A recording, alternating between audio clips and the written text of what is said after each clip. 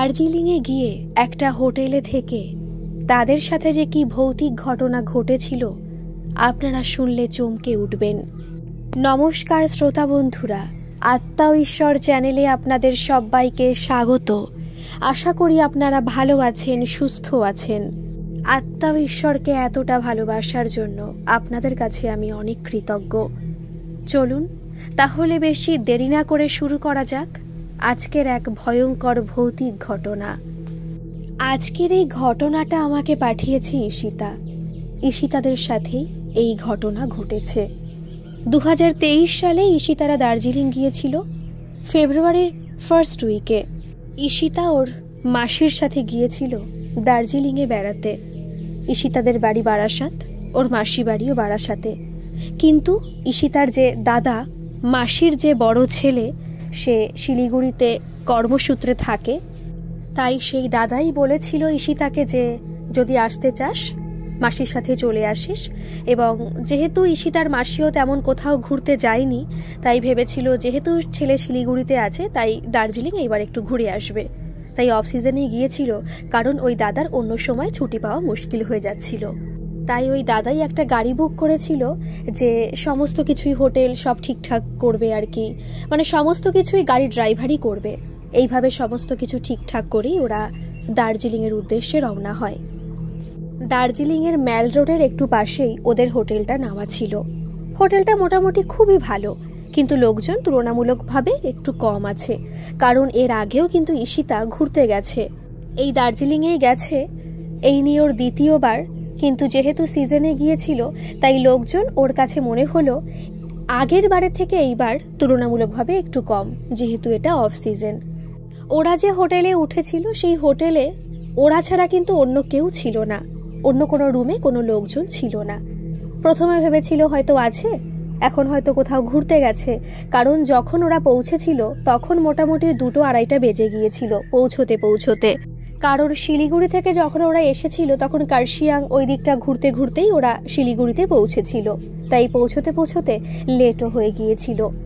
ম্যাল রোডের পাশেই হোটেলটা নিয়েছিল এই কারণে, যেহেতু সন্ধ্যাবেলায় যদি অন্য কোথাও হোটেল নেওয়া হতো তাহলে ঘুরতে যাওয়ার কোনো প্রশ্নই থাকতো না। যেহেতু শীতকাল, কোথায় বা যাবে, ম্যাল রোডের পাশে নিয়েছে যে সন্ধ্যাবেলা একটু ম্যাল রোডে গিয়ে শপিং বা কিছু করতে পারবে, সেই কারণে হোটেলে ঢুকলো।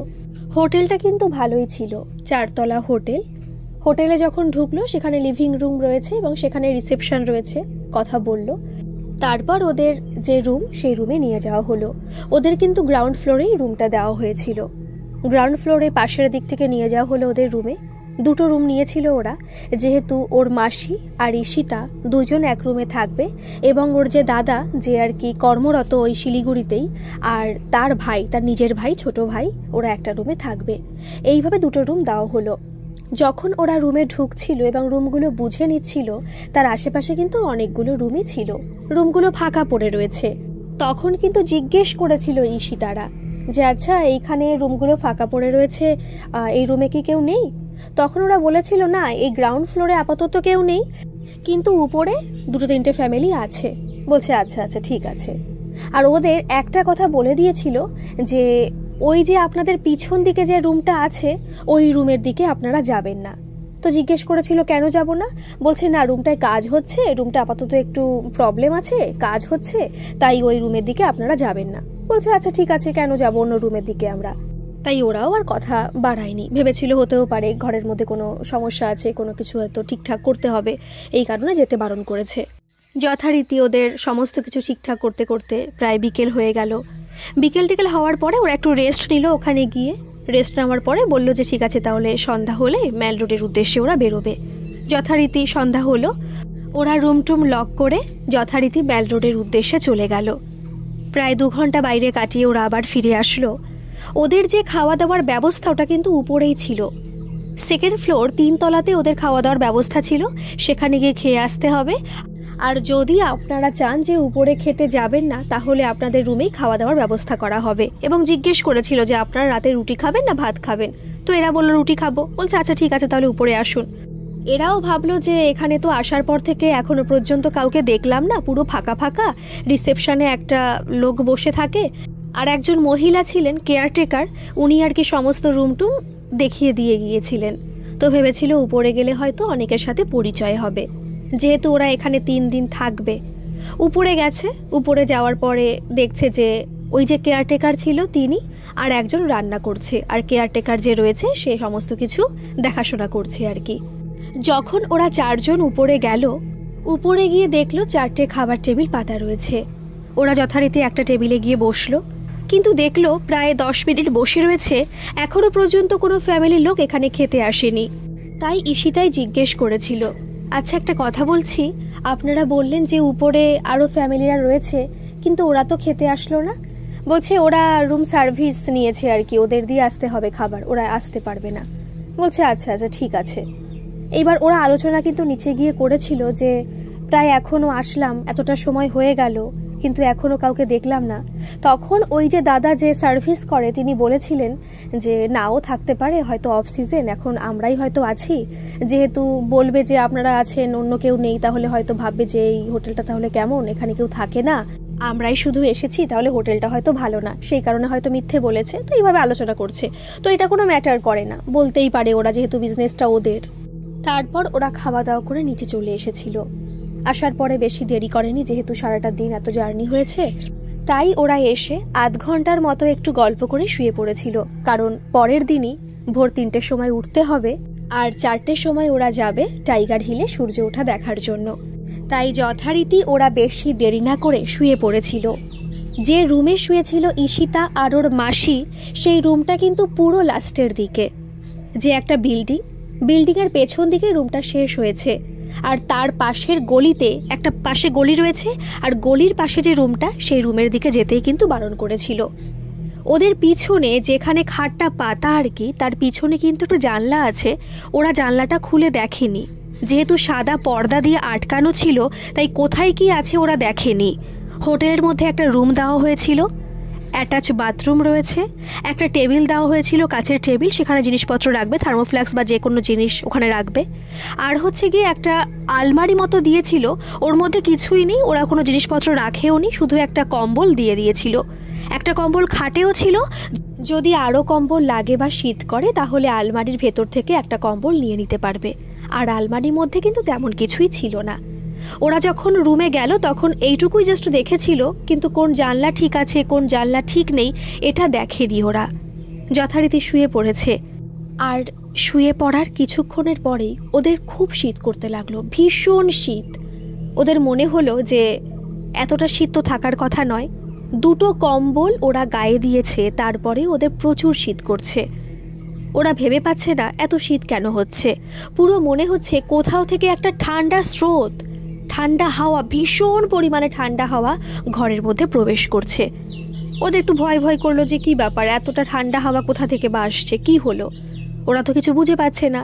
রাত্রে কিন্তু ওরা ভয় পেয়েছিল, আর রাত্রে ওদের পাশের রুম থেকে কিছু আওয়াজও কিন্তু পেয়েছিল, বিশেষ করে ঈশিতা আর ঈশিতার মাসি। কারণ ওর যে 2 দাদা ছিল, এক দাদা আর একটা ওর ভাই হয় ঈশিতার, এই 2 জন কিন্তু কোনো আওয়াজ শুনতে পারেনি, বলল যে ওরা ঘুমিয়ে পড়েছিল শোয়ার সাথে সাথে, তাই কোনো আওয়াজ শোনেনি। কিন্তু ঈশিতার মাসিও বলল তিনিও শুনতে পেরেছিলেন পাশের রুম থেকে একটা কান্নার আওয়াজ, যে কাঁদছে, কিছু আওয়াজ হচ্ছে আবার ঠিক হয়ে যাচ্ছে।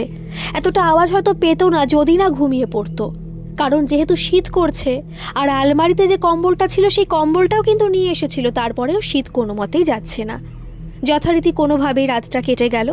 সারা রাত ওরা কিন্তু ঘুমোতে পারেনি, 10:30টার দিকেই ঘুমিয়েছিল, আর 3টের দিকেই উঠে যেতে হয়েছিল, তাই রাত্রে কিন্তু ঘুম হয়নি, শরীরটা ভালোও ছিল না। যথারীতি 4টের সময় ওরা ফ্রেশ হয়ে বেরিয়ে গেল টাইগার হিলের উদ্দেশ্যে। আসার সময় বাতাসিয়া লুপ ঘুরে টুরে ওরা রুমের মধ্যে আসলো। আসার পরে ভাবলো, ওরা না বুঝতে পারছে না, কারণ হয় না যে কোন দিকটা আর কি পূর্ব দিক, এটা কিন্তু অনেকেই বুঝতে পারে না। এইবার যেহেতু ঈশিতা একটু ব্যায়াম করে, সূর্য প্রণাম এবং অন্য সমস্ত যে ব্যায়ামগুলো আছে সেটা করে। বাড়ি থাকলে যেহেতু ভোরবেলা 5টার মধ্যে উঠে যায়, তো বাড়িতেই করে, আর এখানে যেহেতু এসেছে রাত্রে ঘুম হয়নি, কোনো কিছু আর মনে ছিল না, আর ওইখানে গিয়েও আর সূর্য প্রণাম করার কোনো ব্যবস্থা ছিল না, যেহেতু ও পুরোপুরি নিয়মনিষ্ঠা মেনে ব্যায়াম করে ও সূর্য প্রণামটা করে। তাই পূর্ব দিক কোন দিক ওর জানা দরকার, তাই জানলাটা খুলল। পাশের জানলাটা ছিল, ওটা খোলার পর দেখলো যে না, এদিকে সূর্য ওঠেনি, তাহলে এটা পূর্ব দিক নয়। পিছনে জানলা, যেটা আর কি ওদের যে খাটের পেছনেই রয়েছে জানলাটা, ওটা খুললো, দেখলো জানলাটা পুরো খোলা। খোলা বলতে একটা কাচের জানালা এবং একটা পাশ গ্রিল দেওয়া, যে কেউ ঢুকতে পারবে এরকম কোনো ব্যাপার নেই, গ্রিল দেওয়া রয়েছে, কিন্তু জানলাটা খোলা রয়েছে কারণ জানলার কাচটাই পুরো ভাঙা। আর সারা রাত্রে ওদের কেন শীত করেছে এত পরিমাণে, এইবার ওদের ব্যাপারটা বুঝতে পারলো যে সারা রাত ধরে এখানে জানলা ফাঁকা আর এই জানলা থেকে হু হু করে ঠান্ডা ঢুকেছে। আর ওই সময় যেহেতু একটা অফ সিজন, একটা প্রচুর পরিমাণে শীত, ফেব্রুয়ারির ফার্স্ট উইকে, বুঝতেই পারছেন। আর সেই সময় যদি বাইরে থেকে কোনো হাওয়া প্রবেশ করে তাহলে তাদের কতটা শীত লাগার কথা। ওরা একটু হাসাহাসিও করলো, কিন্তু একটু খারাপও লাগলো যে রুমটার জানলাটা ভাঙা, সেই রুমে কেন ওদের দিয়েছে। এইবার ওরা কিন্তু একটু অবজেকশন জানিয়েছিল। বিশেষ করে যিনি সার্ভিস করেন উনি বলেছিলেন যে কেয়ারটেকার তাকে, আর রিসেপশনে যিনি ছিলেন ওনাকেও বলেছিলেন যে আপনারা বেছে বেছে এই রুমটায় দিলেন, এই রুমে তো জানলা নেই, একটা কাচ পুরো ভাঙা রয়েছে, ঠান্ডা ঢুকছে। বলছে আসলে আমরা খেয়াল করি, তাহলে হয়তো কোনোভাবে জানলাটার কাচটা ভেঙে যেতে পারে, আমরা দেখছি কি করা যায়।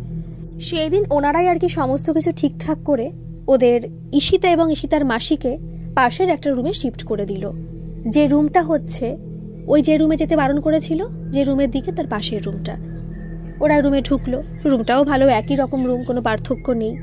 যথারীতি আবার ওই রুমে ওরা প্রবেশ করলো এবং সকালে আর কি খেতে যাবে, ব্রেকফাস্টটা ওখান থেকে দেবে। লাঞ্চের ব্যবস্থা কিন্তু ওরা করেনি।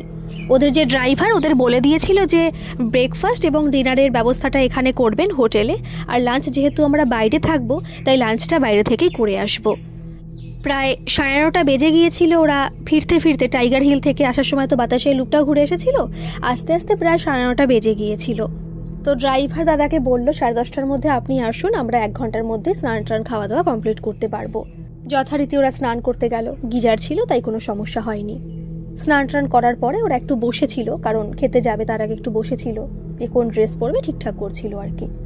তো সেই সময় ওরা আলোচনা করছে, ঈশিতার মাসি বলছে জানিস তো বাবান, এরকম পাশের রুম থেকে রাত্রেবেলা কান্নার আওয়াজ পেয়েছি, আর যেহেতু ওখান থেকে হাওয়া ঢুকছিল একটু ভয় ভয় করছিল যে এতটা পরিমাণে ঠান্ডা কেন ঢুকছে, পুরো মনে হচ্ছে কোথা থেকে প্রচুর পরিমাণে ঠান্ডা আসছে একটা জায়গা থেকে, নির্দিষ্ট জায়গা থেকে। তো আমাদের একটু ভয় ভয় করছিল যে সারা ঘর ঠান্ডা হবে ঠিক আছে, কিন্তু মনে হচ্ছে কোথা থেকে হু করে ঠান্ডা ঢুকছে, আমাদের একটু ভয় ভয় করছিল। আর তারপরে যে পাশের রুমের দিকে যেতে বারণ করেছে, যে রুমটা পুরো দেখলাম লক করা, সেই রুমের থেকে না রাত্রেবেলা একটু কান্নার আওয়াজ পেয়েছিলাম, মনে হচ্ছে কেউ কাঁদছে বা কিছু পড়ার আওয়াজ। বলছে না না, হয়তো ভুল শুনেছো, কারণ সারা রাত তো জেগেছিলে, তাই হয়তো কোথাও কোনো আওয়াজ হচ্ছে তাই ওটা ভেবেছো। এটা বলার পরে বাকি যে দুজন দাদা ছিল, ওই 2 দাদা কিন্তু ওই রুমে চলে গেল। ওরা ড্রেস চেঞ্জ করবে সেই কারণে, কারণ একবারে বেরোবে আর কি, একবারে তালা দিয়ে বেরিয়ে খাওয়া দাওয়া করে ওখান থেকে বেরিয়ে যাবে। এদিকে ঈশিতা পুরো রেডি হয়ে গেছে, রেডি হয়ে বসে রয়েছে, আর যে ঈশিতার মাসি রয়েছে তিনি আর কি রেডি হচ্ছেন, চুল টুল বাঁধছেন। যেহেতু একটা মেয়ে ঘরে রয়েছে, ঈশিতা ঘরে রয়েছে, তাই দরজাটা না লক করা থাকতো না, সিটকিনি দেওয়া থাকতো না, কিন্তু দরজাটা ভেজিয়ে রাখতো। আর যদি ওরা আসতো, ঈশিতার যে দাদা রয়েছে, ভাই রয়েছে, যদি ওরা আসতো একবার জাস্ট নক করতো, আর যদি মাসি বলতো যে আয় বা ঈশিতা বলতো যে এসো দাদা, তাহলে হয়তো ওরা ভেতরে আসতো। এর আগেও কালকে যখন এসেছে তখনও, আর আজকে সকালেও ওরা যখনই আসছে তখনই কিন্তু দরজা এরকম ধাক্কা দিচ্ছে 2বার করে, আর বলছে হ্যাঁ ঠিক আছে এবার ভেতরে আয়। তখনই কিন্তু তারা ভেতরে যাচ্ছে, কারণ একটা মেয়ে রয়েছে, হুটহাট করে তারা দরজা খুলে ভেতরে আসতে পারছে না। যখন ঈশিতা খাটে বসে একটু মোবাইল ঘাঁটছিল আর ঈশিতার মাসি চুল বাঁধছিল, সেই সময় সেম দরজায় 2টো আওয়াজ হয়েছে। সেটা শোনার পর ঈশিতা কিন্তু বলেছে যে তোমরা আসো, ভেতরে আসো, আয় ভাই ভেতরে আয়, অসুবিধা নেই, দরজা খোলা আছে। কিন্তু তারপরেও দরজা কিন্তু খোলেনি। ঈশিতা আর মাসি স্পষ্ট শুনতে পেয়েছে 2টো দরজায় আওয়াজ হয়েছে টোকা। আবার 2টো আওয়াজ হলো, যেভাবে আর কি ওর দাদা ভাই আওয়াজ করেছিল এর আগে ভেতরে ঢোকার সময়, সেম আওয়াজ হলো। তখনও বললো আরে কী রে, ভেতরে আয়, দরজা খোলা আছে। এই যে কথাটা বললো না, বিশ্বাস করুন তখনই ঈশিতা বলল যে তখনই দরজাটা পুরো খুলে গেল, মনে হলো কেউ প্রবেশ করলো, কিন্তু না, কেউ ছিল না। ওর মাসিও ভয় পেয়ে গেছে, ঈশিতাও ভয় পেয়ে গেছে। ঈশিতা বলছে মাসি কি হলো? তখন মাসির মুখটা একটু থমথমে হয়ে গেছে, যে এতবার করে দরজা ধাক্কা হলো, দরজাটা খুলে গেল যেভাবে কেউ প্রবেশ করে, কিন্তু কেউ নেই। ঈশিতা না ভয় পেয়েছে, বলছে না না কোনো সমস্যা না, দাঁড়া, হাওয়ায় দরজা খুলে গেছে। বলছে হাওয়া কোথা থেকে আসবে এখানে, আর কতটাই বা হাওয়া, একটা বড় মোটা দরজা, ভারী দরজাকে পুরো খুলে দেবে। তখন ঈশিতার মাসি দরজাটা আর একটু খুলে, যেহেতু পাশেই রুমটা ওই দাদার ভাইয়ের রুম, ওদের রুমেও কিন্তু দরজা দেওয়া ছিল, পুরো লক করা নেই, দরজা ভেজানো ছিল। তো ভেতরে গিয়ে মাসি বলল যে তোরা কি এইমাত্র দরজা ধাক্কা দিলি ভেতরে যাওয়ার জন্য? বলছে না না, আমরা তো যাইনি, দাদা একটু বাথরুমে গিয়েছিল, আমি তো যাইনি, ছোট ভাই বলল। তখন মাসি বলছে যে 4 বারের মতো তাহলে দরজায় ধাক্কা দিল কে? মাসি ভেতরে এসেছে, এসে বলছে না তো, ওরা তো আসেনি। ঈশিতার একটু ভয় পেয়ে গেছে, বলছে কি হলো বলো তো মাসি, দরজায় ধাক্কা দিল, আমরা ভেতরে আসার কথা বললাম, দরজা খুলে গেল, কিন্তু কেউ প্রবেশ করলো না, একটু অন্যরকম লাগছে না? তখন ঈশিতা বলল যে ঠিক আছে মাসি, এখন তো ভয় পেয়ে কোনো লাভ নেই, হয়তো হাওয়াতেও খুলে যেতে পারে, আমরা হয়তো বেশি বেশি ভাবছি। তো এটা বলেই ওরা আবার দরজা লক করে একবারে উপরে চলে গেল খেতে, ওখান থেকেই চলে যাবে আর কি, যেখানে ঘুরতে যাবে সেখানে চলে যাবে। ওদের আজকে দার্জিলিংয়ে জু রয়েছে, সেই জুতে যাওয়ার কথা, তো সেখানে ওরা যাবে আর কি। যথারীতি ওরা বেরিয়ে গেল, সারাদিন ঘুরলো, ঘোরার পরে ওরা আবার বিকেলবেলা দিকে ফিরে এসেছিল। আসার পরে একটু ফ্রেশ হয়ে ওরা ভাবলো যে একটু 1-1.5 ঘন্টা ঘুমাবে, তারপরে আবার সন্ধ্যার দিকে বেরোবে।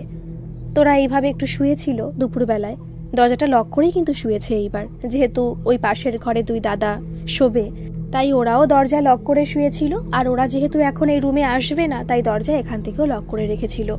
ওরা একটু শুয়ে পড়েছে, সারাদিন প্রচুর জার্নি হচ্ছে, ঠিক মতো ঘুম হচ্ছে না, আগের রাতে তো ঘুমই হয়নি, তাই ওরা শোয়ার সাথে সাথেই ঘুমিয়ে পড়েছিল। ওর মাসিও ঘুমিয়ে পড়েছিল, ঈশিতাও ঘুমিয়ে পড়েছিল। কিন্তু হঠাৎ করে পুরো মনে হলো, ঈশিতার পুরো একদম স্পষ্ট ওর মনে পড়ছে যে, পুরো মনে হলো যেহেতু হাতটা না একটু উপর দিকে দিয়ে শুয়েছিল, আর কেউ যেন হাতটা ধরে এইভাবে নাড়াচ্ছে, ডাকে না যে এই ওট ওট ওট, এইভাবে ডাকছে, কোনো মুখে কোনো কথা নেই, কিন্তু পুরো মনে হলো ওর যে হাতটা ধরে এইভাবে ঝাঁকা দিয়েছে।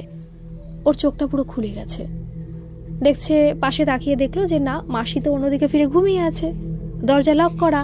তাহলে স্পষ্ট কি করে অনুভব করতে পারলো যে কেউ একজন ওর হাত ধরে ঝাঁকা মারলো, আর এটা কোনো স্বপ্নের মধ্যে নয়, পুরো স্পষ্ট বুঝতে পেরেছে, যার দরুন ওর চোখটা খুলে গেছে। ও উঠে বসেছে, বসার পরে মাসিকে না ডাকেনি। ও ভাবছে কি হচ্ছে, এখানে আসার পর থেকে একটা অন্যরকম অনুভূতি হচ্ছে। ও আর কিছু ভাবেনি, ঘুম তো আর আসছেই না, একটু মোবাইল ঘাঁটছিল, তার কিছুক্ষণ পরে ওর মাসিও উঠে গেছে। মাসিকে কিন্তু এই কথাটা ওর বলেনি। ও ভাবছে হতেও পারে ওর মনের ভুল, বলে আবার একটা ভয়ের সঞ্চার করব অন্য কারোর মনের মধ্যে, এখানে এসেছি আর 1 দিন মাত্র থাকবো, তাহলে হয়তো বলে কি লাভ। ওরা মোটামুটি 3 দিন থাকার জন্য আসেনি, 2 দিন রাত থাকবে, আর পরের দিনই কিন্তু এরা ভোরবেলায় এখান থেকে বেরিয়ে যাবে। ভোরবেলা বলতে ওই 8টা-9টার দিকে বেরিয়ে যাবে, একবারে মিরিক টিরিক হয়ে ঘুরে টুরে আবার ওরা শিলিগুড়ি পৌঁছবে আর কি।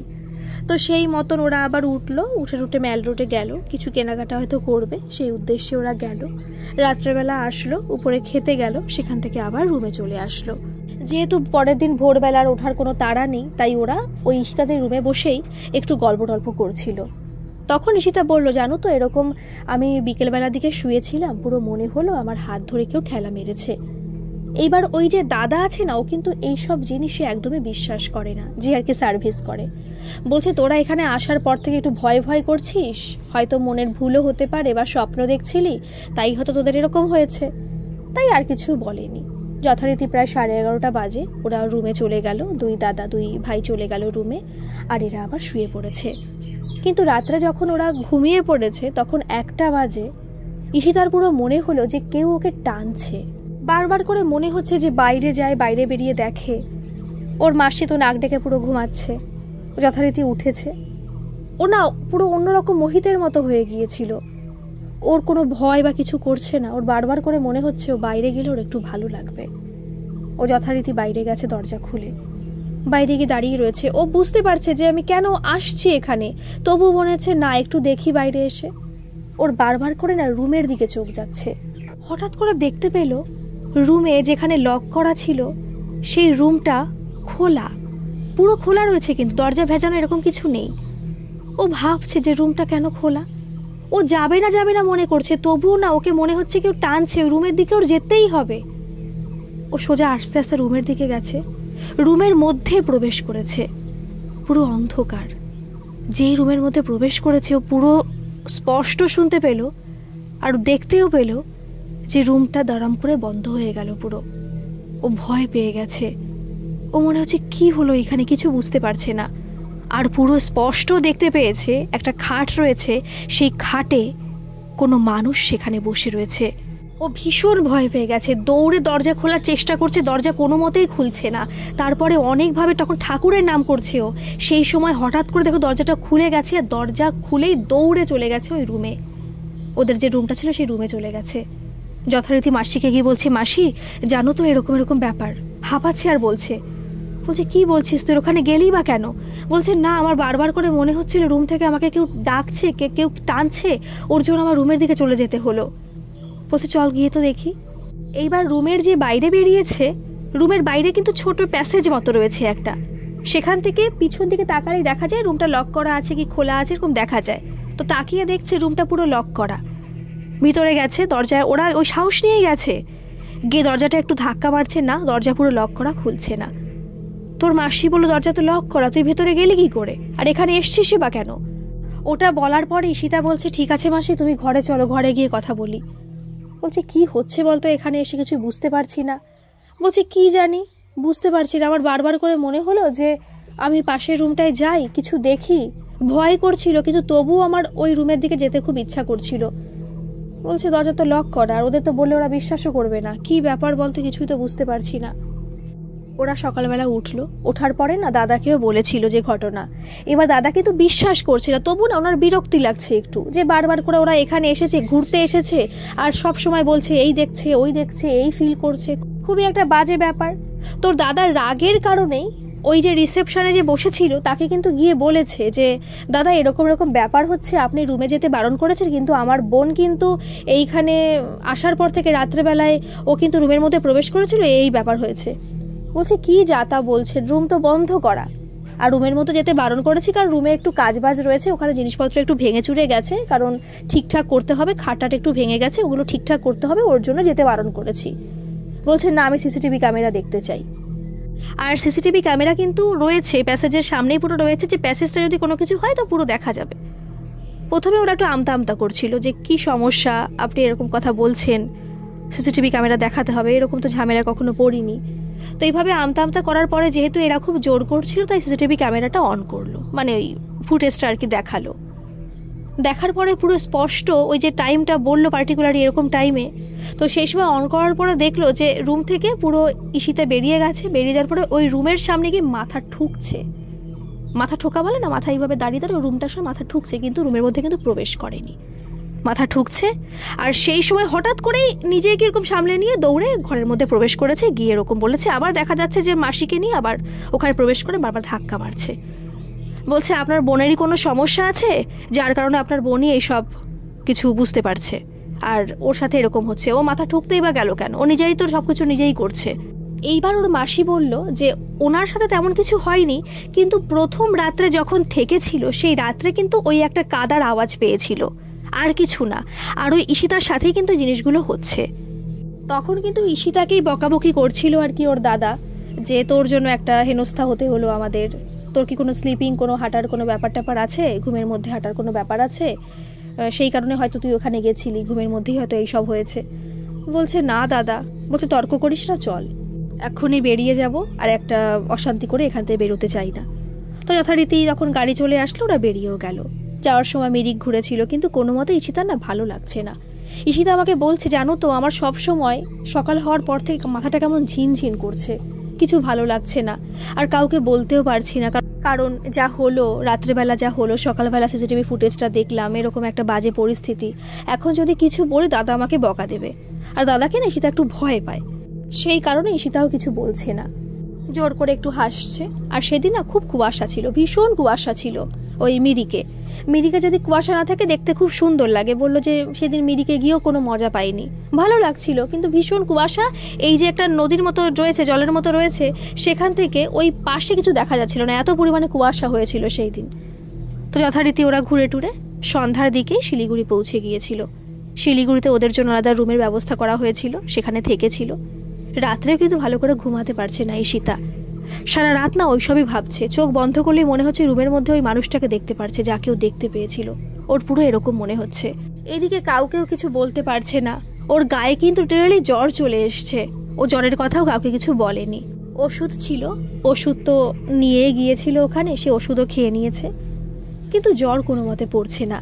যথারীতি যেহেতু সেই দিন রাত্রে থেকে পরের দিন আবার বেরিয়ে আসবে ওরা ট্রেনেই, তাই কাউকে কিছু আর বলেনি। সারা ট্রেনে শরীরটা অসুস্থ, তো সবারই শরীর অসুস্থ, কারণ এতদিন এত জার্নি টার্নি হয়েছে, তাই কেউ আর কোনো কিছু ভাবেনি। বাড়ি এসেছে সেই দিন, কিন্তু আস্তে আস্তে প্রায় রাত হয়ে গিয়েছিল বাড়ি আসতে আসতে, তাই সেদিন আর ঈশিতা বাড়ি যায়নি। বারাসাতে ওই মাসি বাড়িতেই ছিল। ওর দাদাও কিন্তু ফিরে এসেছিল, দাদা থাকবে 2-3 দিন, আবার ফিরে যাবে শিলিগুড়িতে। কিন্তু কোনো মতেই ওর সেই ঘোর কাটছে না ঈশিতার। তারপরের দিন বাড়ি গেছে, বাড়ি যাওয়ার পরে মা বাবা ওকে জিজ্ঞেস করছে যে কি ব্যাপার, তোর শরীর এত অসুস্থ কেন? গিয়েছিলি একটা ভাবে, এসেছিস একটা অন্যভাবে, শরীর পুরো অর্ধেক হয়ে গেছে, জার্নি হয় ঠিক আছে, কিন্তু তা বলে এত শরীর খারাপ? এবার ওর মাকে না সমস্ত ঘটনা খুলে বলছে জানো তো মা, এই ব্যাপার। তখন ওর মা ওকে একটা কথা বলল, তোর গলায় যে তাবিজটা ছিল, তাবিজটা কোথায়? তাবিজটা দেখতে পাচ্ছি না তো, লাল কার্ডে তাবিজ দেওয়া ছিল। তখন ঈশিতা বলল যে ওর পিরিয়ডস হয়েছিল, যার কারণে তাবিজটা খুলে রাখতে হয়েছিল। কারণ যেখান থেকে ও তাবিজটা দিয়েছিল, তাবিজটা পেয়েছিল যেখান থেকে, সেখান থেকে ওকে বলে দিয়েছিল যে যখনই তোমার পিরিয়ডস হবে তখন তাবিজটা খুলে রাখবে, তারপরে যখন তাবিজটাকে গ্রহণ করবে একটু ভালো করে ওটাকে পবিত্র করে গঙ্গা জল টল দিয়ে পবিত্র করে তারপর তাবিজটাকে ধারণ করবে।